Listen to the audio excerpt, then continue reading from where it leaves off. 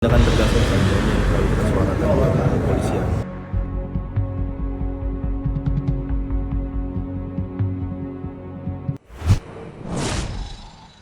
Bobi Nasution warning dua Kapolres karena tak becus atasi begal dan geng motor.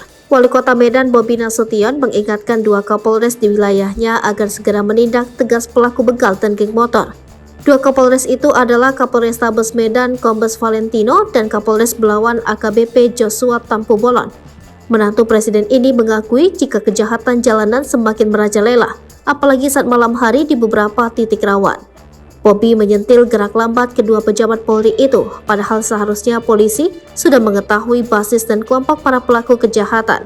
Hal ini disampaikan Bobi Nasution usai rapat paripurna di DPRD Medan.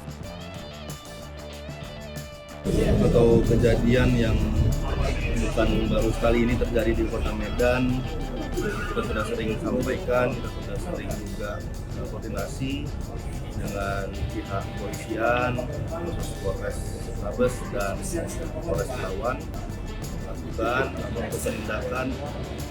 Ini memang sudah kita sampaikan untuk pihak kepolisian, Polrestabes dan Polres Belawan, ya tindak tegas saja lah pada pelaku yang saya rasa sudah sama-sama kita ya ketahui lah apakah kelompoknya ataupun basisnya di mana, kita sudah ketahui.